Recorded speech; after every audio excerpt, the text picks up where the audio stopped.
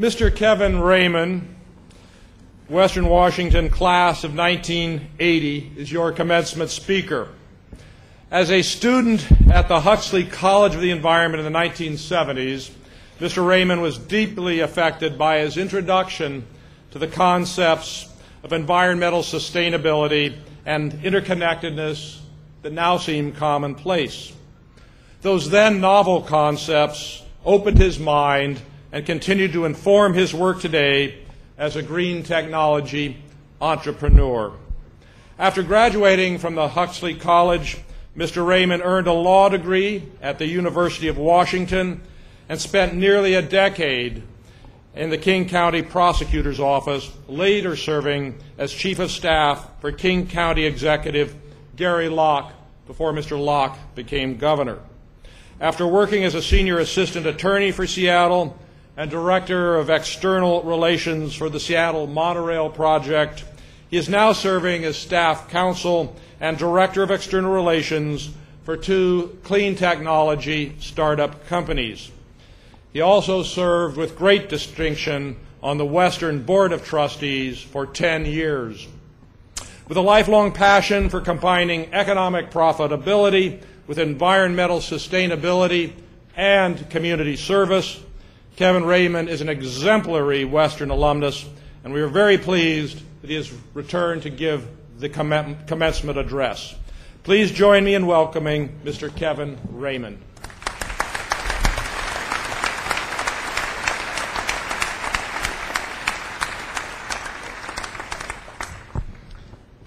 Well, thank you very much, President Shepard. I really appreciate that introduction, and I want to just say a couple things about Dan.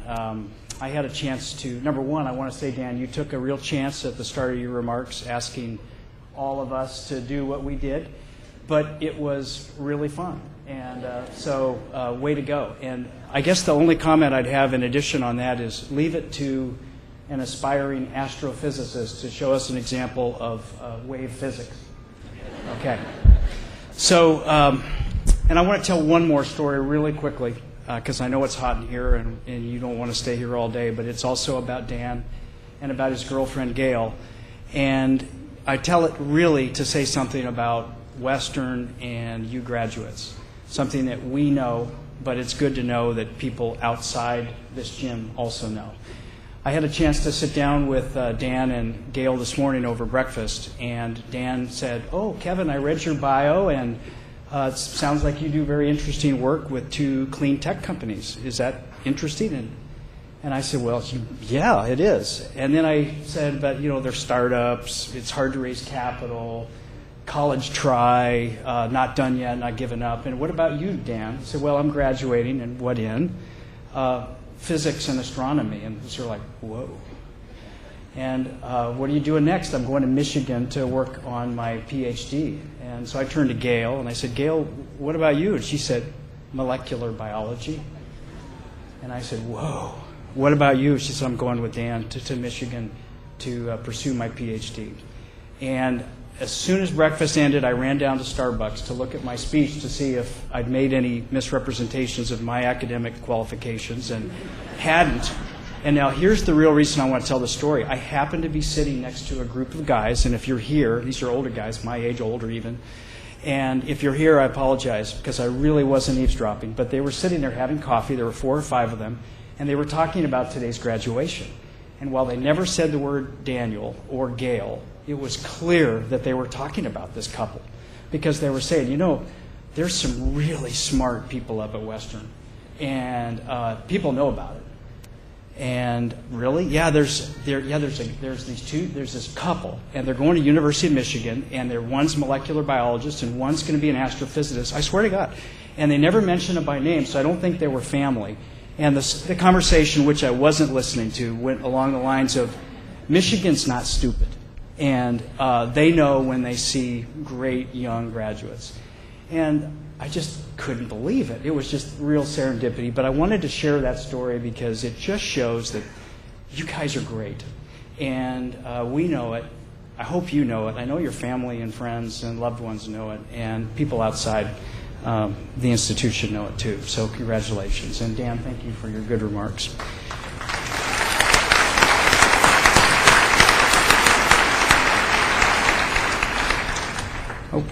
President Shepard, trustees, faculty, staff, students, and especially you graduates and your families and your loved ones and your friends. It's a great privilege to be with you today. Thank you. I love Western, and I believe that you graduates can change the world, and we know the world needs it. So there's a lot I'd like to say, but as I mentioned a minute ago, on this sunny day in particular, you want to get out and celebrate, and we want you to do that. So I'm going to limit myself to just 4 sets of comments. So here's a quick summary of those so you know where I'm headed. First, again, congratulations on your graduation. Second, the world needs you as it's never needed you before. Third, the work you do to make things better will feel the best, and I think probably be the best, if you can find that sweet spot where your passions and your talents intersect with something that urgently needs doing out in the world. But, and this is my last point, and Dan illustrated it really well, be sure also to live and love life.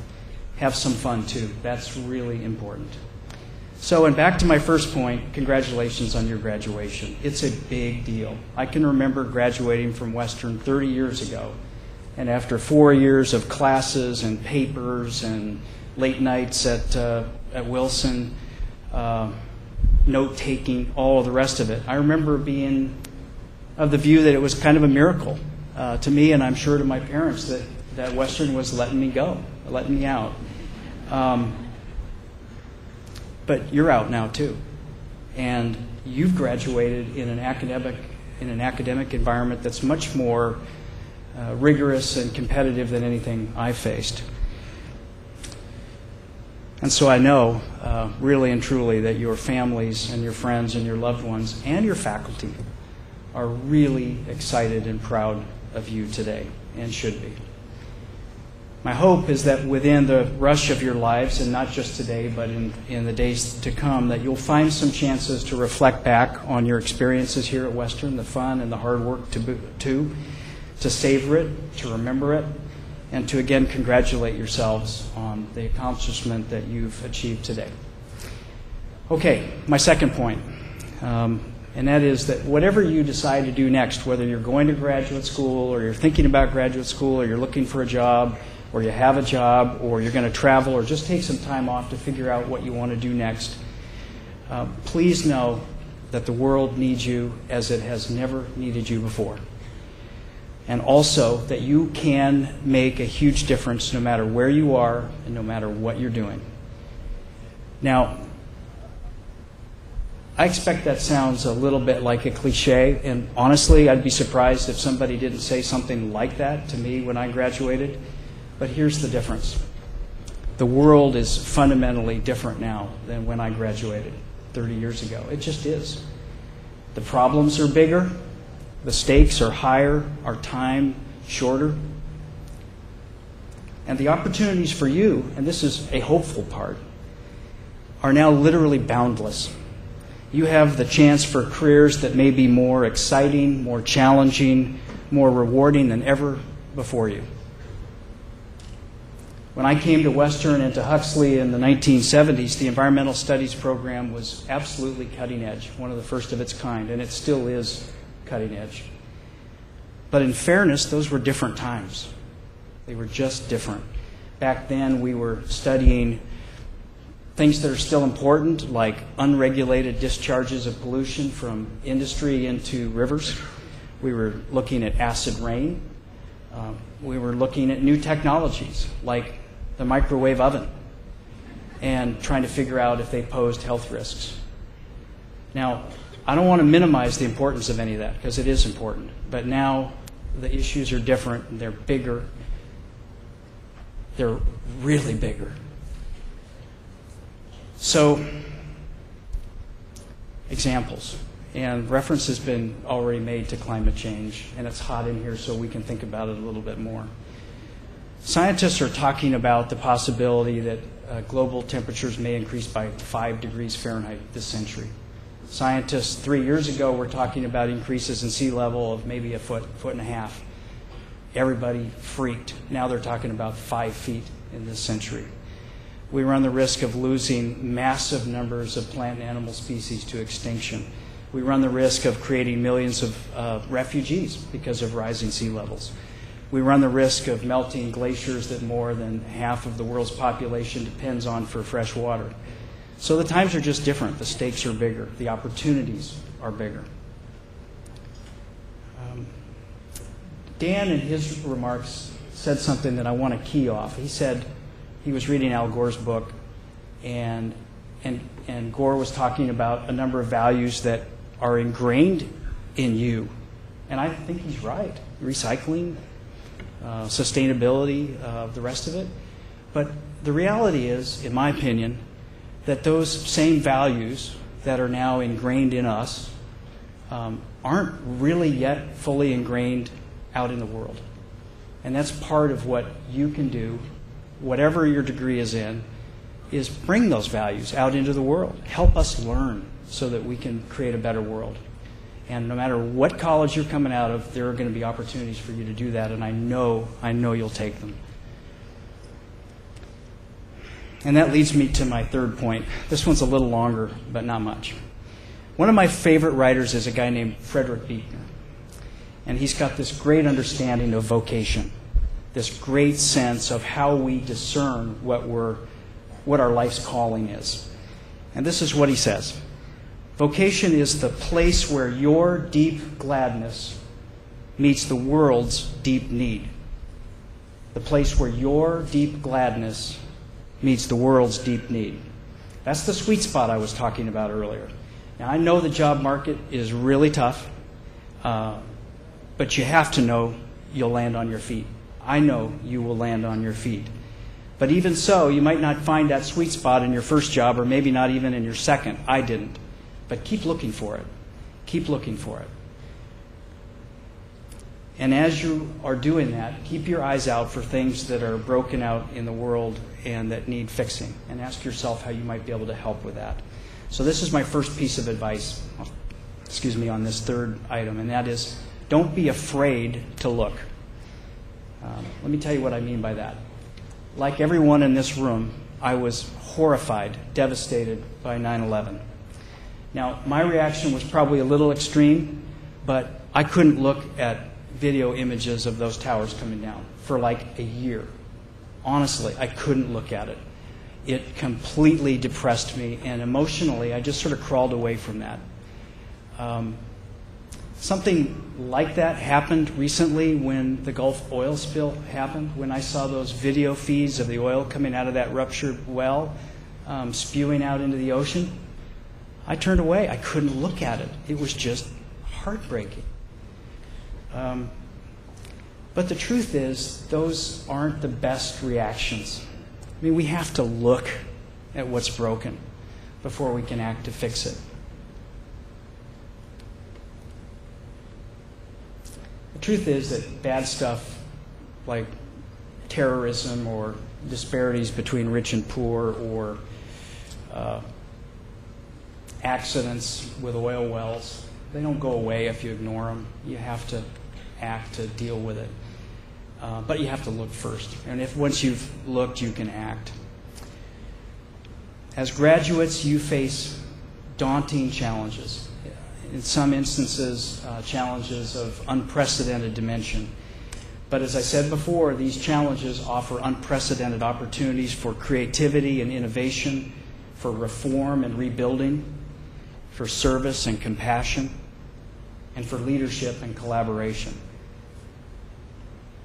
That makes, I think, for some really fantastic careers that you guys are going to have.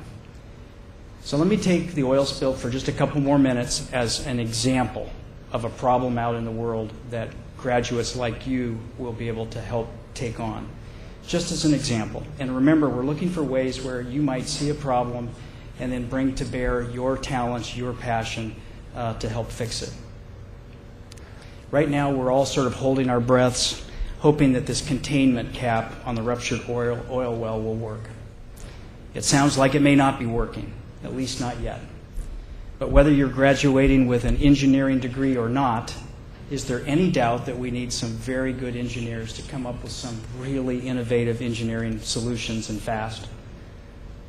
We've seen pictures of what the oil is doing to the marshes and to the wildlife and to the coastlines from this spill. And we're learning, too, that something awful is happening underneath the surface. This oil is spreading all over the place, in places that we can see and in places that we can't yet see. If you're a graduate today in biology or chemistry, is there any doubt that we need people like you in the Gulf right now figuring out how we're going to protect, rescue, and heal what we are doing to nature? And even as we grapple with this huge disaster, a spill apparently the size of the Exxon Valdez spill about once every week, and we're about into our 8th or 9th week of this, the oil companies are working like crazy to beat back new regulations, arguing that thousands of their employees will be out of work.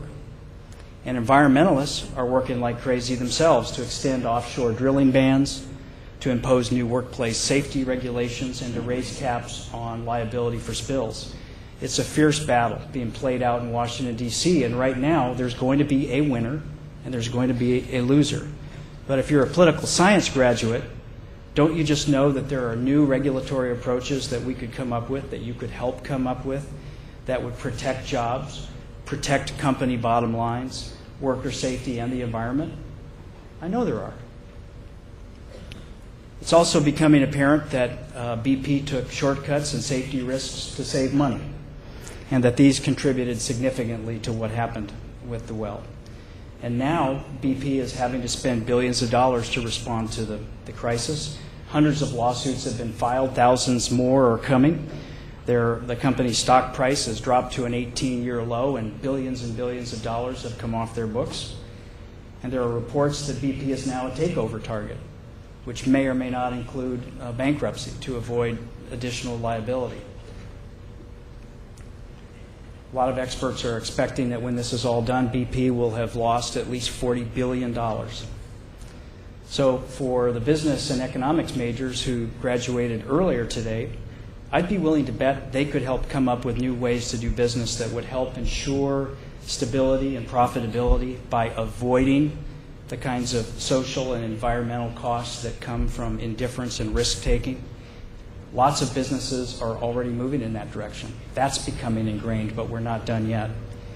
But regardless of the strength of our business ethic, we also need smarter, more sophisticated ways of doing business, and many of you could be a huge help with that too. For example, one of the criticisms leveled at BP is that the company did a very bad job of imagining, much less guarding against, the possibility of a low probability, high cost event like a ruptured oil well a mile below the surface of the waters. After all, it never happened before. No one had any experience with it. And the result, the thinking goes, is that this kind of catastrophe became harder for BP to take seriously because they didn't really know how even to think about it. The same kind of thing happened on Wall Street a few years ago when traders couldn't imagine real estate prices ever going down. In fact, the mathematical models that they used at the time wouldn't allow you to drop prices of real estate, which I think contributed to our collective failure to recognize the housing bubble until after it popped. And now we have a lot of people that can't pay their mortgages, among other things. So, if you're a mathematics graduate today, don't you think that better modeling, quantifying the risks associated with low probability, high cost events might make sense? And if you're a computer sciences graduate, wouldn't that be interesting software to help develop? Of course, the Gulf spill is having profound human consequences as well. Entire industries like fishing and tourism, but also the petroleum industry are being hit especially hard. People are seeing their ways of life and livelihoods destroyed. And so if you just graduated today with a degree in psychology or sociology, don't you think we need more counselors and social workers in places like the Gulf? Of course we do. There are a lot of people there that are really suffering. Okay, so final Gulf example, and that's to all of us. I do think that at some point, as a society, we need to look at ourselves in the mirror and ask whether we've contributed to this disaster. If we share some or even a lot of the blame for it because of our lifestyles, our consumptive patterns, our unwillingness to get out of our cars, we need to look at ourselves. And so I want to just throw out the possibility that if you're a cultural anthropologist graduate, maybe you could help us have that conversation together. The truth is we all have a role to play in these kinds of problems. And you get the point. I'm not asking you to all go to the Gulf, although you'd make a huge difference there. The point is just that there are many deep needs out in the world, and if you look at those and you look at what you're passionate about, where you get your deep gladness, you will find a place to make a difference, and you will. And to close out this third point, I want to just say, I hope you can remain both hopeful and impatient. Action breeds hopefulness, I think. I'm hopeful a solution will be found in the Gulf. I expect it will. 5 days ago, there was a headline in the Seattle Times that said, "Signs of hope surface in Gulf." I was so glad to see that headline.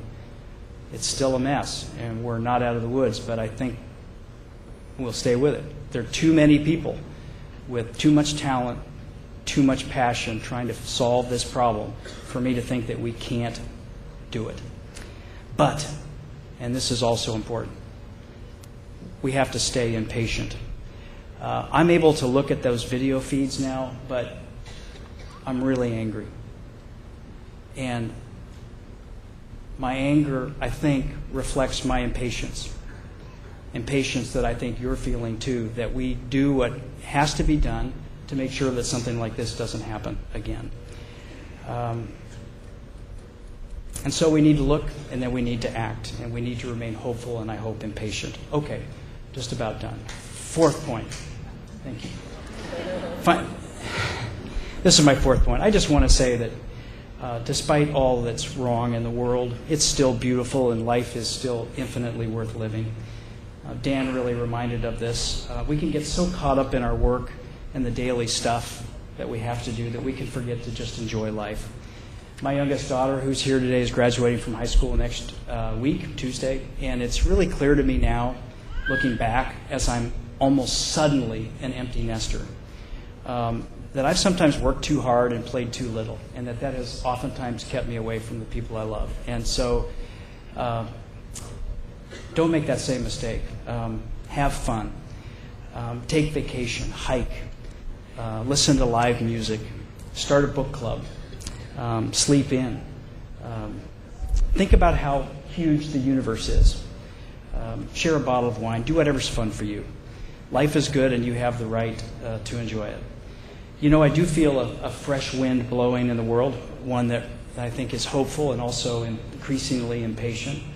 And I'm convinced that you'll be part of the change that we need as Western graduates. My hope is that you'll also have fun, and as I bet a lot of the parents here are feeling today watching you graduate, life has a way of moving along briskly, and so take the time to have fun with it. I'm going to close there with, again, a final congratulations to all of you as Western graduates, and good luck to all of you in the future. Thank you.